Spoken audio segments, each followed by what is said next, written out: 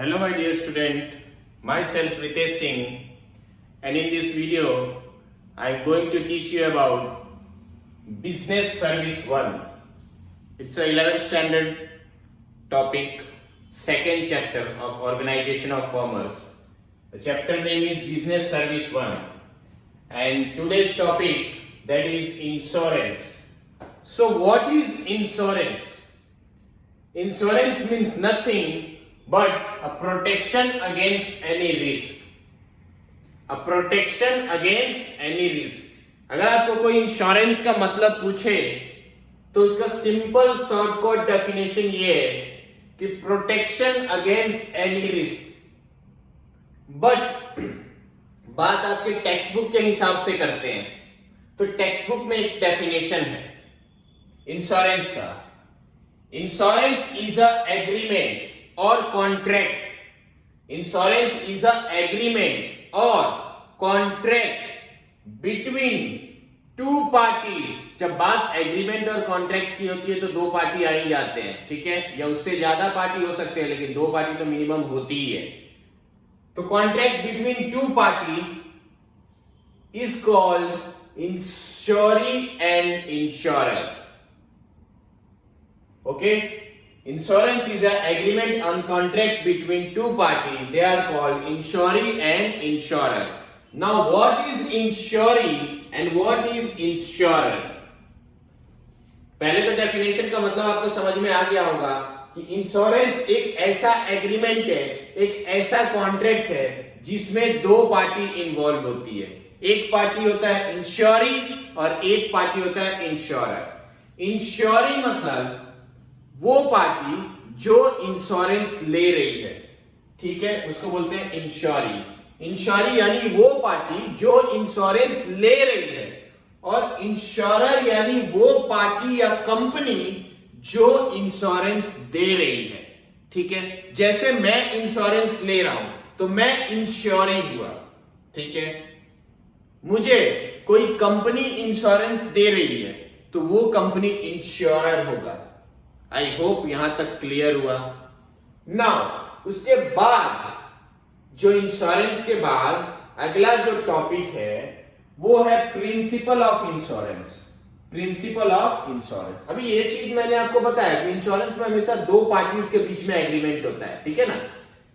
Now अगला जो topic बता रहा हूं वो प्रिंसिपल ऑफ इंश्योरेंस. तो there are 4 principle in your text book.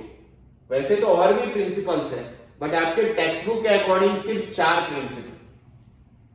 Utmost good faith. Utmost good faith पहला प्रिंसिपल. दूसरा इंडेमनीफाई. तीसरा सब्रोगेशन, ठीक है, और चौथा इंश्योरेबल इंटरेस्ट. बहुत सिंपल तरीके से 1 बाय 1 समझाता हूं, बहुत इजी लैंग्वेज में, बहुत सिंपल तरीके से. ध्यान से सुने. ऑटमोस्ट गुड फेथ का मतलब क्या सर? तो ऑटमोस्ट गुड फेथ का मतलब ये होता है कि इंश्योरर और इंश्योरी जिन दोनों के बीच में एग्रीमेंट हो रहा है या होने वाला है उनको एक दूसरे से रियलिटी बतानी है, सच्चाई बतानी है. इंश्योरी जो इंश्योरेंस ले रहा है वो सारी चीज ट्रूथफुल तरीके से सही सही बोलेगा और इंश्योरर जो इंश्योरेंस दे रहा है वो कंपनीज के सारी पॉलिसीज, सारे फायदे नुकसान, सारी कंपनी की जो डिटेल्स है इंश्योरेंस से रिलेटेड जो बताने लायक है वो सारे डिटेल्स वो देगा. एक दूसरे से कुछ छुपाना नहीं है, कुछ झूठ नहीं बोलना है, एक दूसरे को 100% कॉन्फिडेंस में लेना है. ठीक है. फॉर एग्जाम्पल मैं इंश्योरेंस ले रहा हूं तो मैं इंश्योरी हुआ और कोई कंपनी है जो इंश्योरेंस दे रही है वो इंश्योरर हुआ.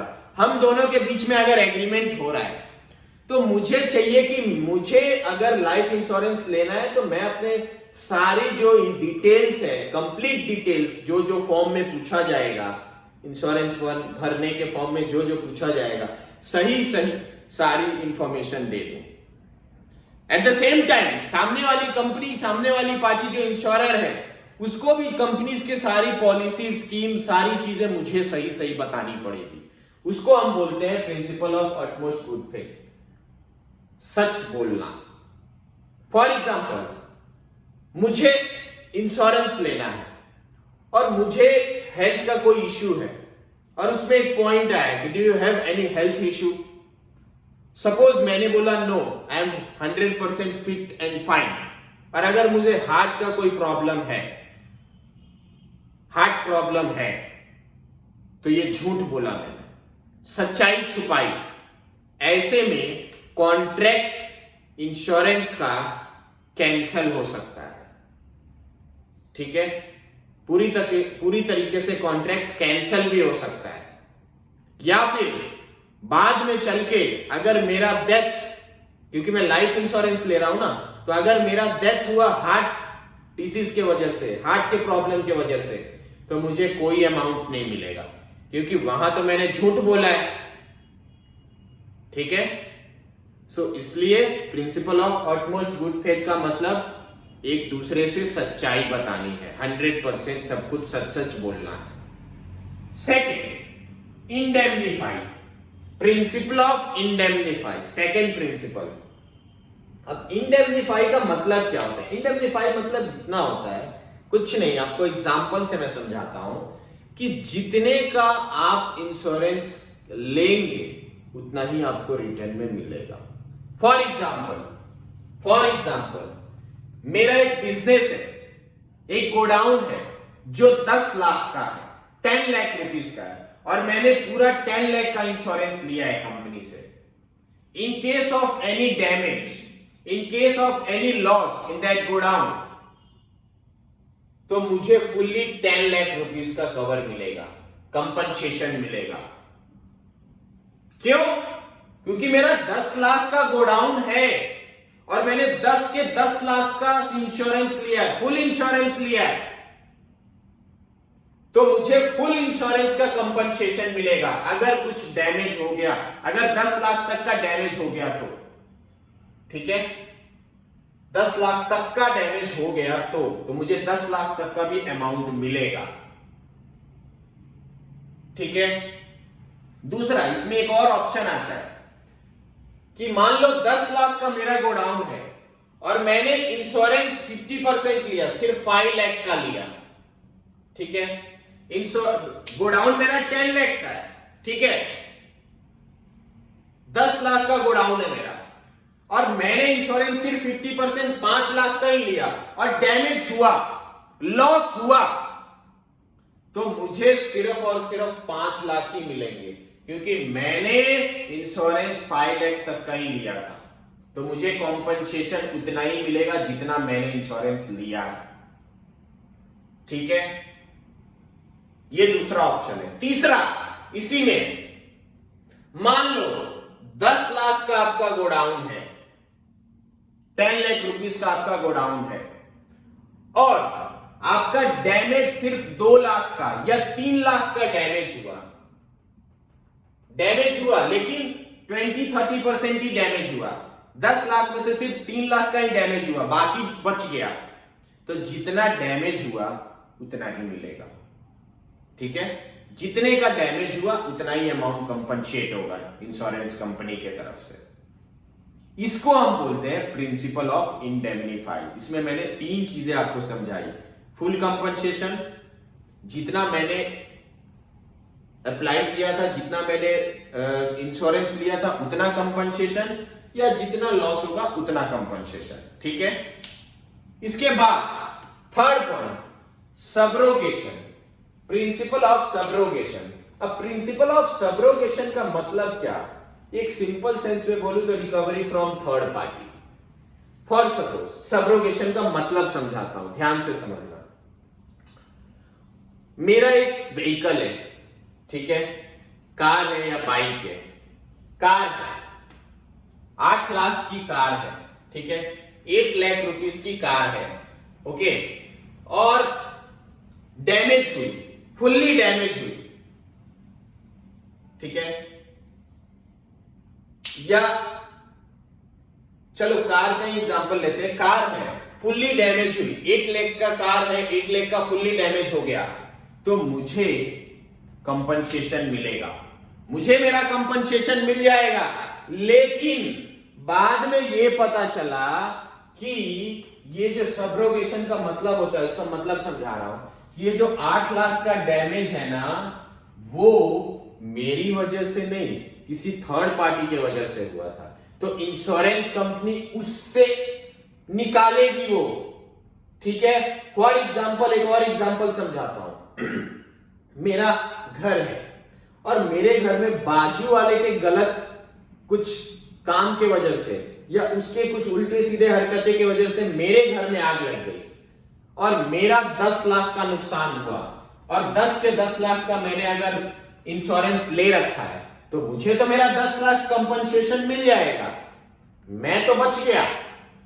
लेकिन बाजू वाले की गलती से हुई है ना। अब इंश्योरेंस कंपनी जो भी डैमेज हुआ है वो सारा अपने कवर में ले लेगी, उसका ओनरशिप, जो भी डैमेज हुआ है उसका मालिक इंश्योरेंस कंपनी बन जाएगी, इंक्वायरी करेगी, इन्वेस्टिगेट करेगी, पता चला कि बाजू वाले की गलती से, थर्ड पार्टी की गलती से हुआ है, तो सारा रिकवर उसी से करेगी, थर्ड पार्टी से। ठीक है, सारा कुछ थर्ड पार्टी से वो रिकवर करेगी, उसको बोलते हैं सब्रोगेशन। वैसे ही कार में मैं लेके जा रहा था, मैं सही तरीके से चला रहा था, किसी ने गलत तरीके से ठोका, मुझे रॉन्ग साइड से ठोका, उसकी वजह से मेरी डैमेज हुई, तो मेरा 8 लाख का जो नुकसान हुआ कार का, वो 8 लाख मुझे मिल जाएगा, मैं बच गया। लेकिन वो कंपनी वो 8 लाख का जो डैमेज हुआ है वो पूरा ओनरशिप खुद ले लेगी, इन्वेस्टिगेट करेगी, इन्वेस्टिगेट करने के बाद जो थर्ड पार्टी उसमें इन्वॉल्व है उससे वो अपने हिसाब से वसूलेगी, subrogation. Last, insurable interest. Insurable interest का मतलब क्या? पहली चीज तो ये कि आपको इंटरेस्ट होना चाहिए इंश्योरेंस लेने का, उस प्रॉपर्टी का। ठीक है, जैसे मान लो मेरी गाड़ी है, बाइक है, उसकी कॉस्ट है 70,000। ठीक है, तो मुझे वो इंटरेस्ट होना चाहिए कि मैं मेरी गाड़ी का 70,000 का इंटरेस्ट, इंश्योरेंस लो। उसको बोलते हैं प्रिंसिपल ऑफ इंश्योरेबल, जिसका है उसको इंटरेस्ट होना चाहिए। ठीक है, मैं मेरी गाड़ी का ओनर हूं, 70,000 की गाड़ी है, तो मुझे इंश्योरेंस लेना है, तो मैं ले सकता हूं, मेरा इंटरेस्ट होना चाहिए। ठीक है, ऐसा नहीं हो सकता कि सामने वाले को मेरे गाड़ी में इंटरेस्ट है, वो मेरी जगह इंश्योरेंस ले ले, ये पॉसिबल नहीं है। मेरे को लगता है कि मुझे इसका इंश्योरेंस लेना चाहिए, मैं अगर इंश्योरेबल, मैं इंटरेस्टेड हूं, तो उसको बोलते हैं इंश्योरेबल इंटरेस्ट। ठीक है, अगर आपने कोई प्रॉपर्टी खरीदी और आपको लगता है कि ये कभी डैमेज नहीं होगा या आपका मूड नहीं है इंश्योरेंस लेने का, तो it's up to you, but आपका है कि नहीं, ये मेरे लिए काफी वैल्यूएबल चीज है, मुझे तो इसकी इंश्योरेंस लेनी ही है। इंश्योरेबल इंटरेस्ट उसी को बोलते हैं। आपका आपके प्रॉपर्टी के लिए वो इंटरेस्ट होना चाहिए कि आपको इंश्योरेंस लेना है, उसको बोलते हैं इंश्योरेबल इंटरेस्ट। आई होप ये छोटा सा टॉपिक आपको समझ में आया होगा। अगला जो टॉपिक है difference between life insurance and general insurance, वो मैं आपको अगले वीडियो में समझाऊंगा। Thank you so much.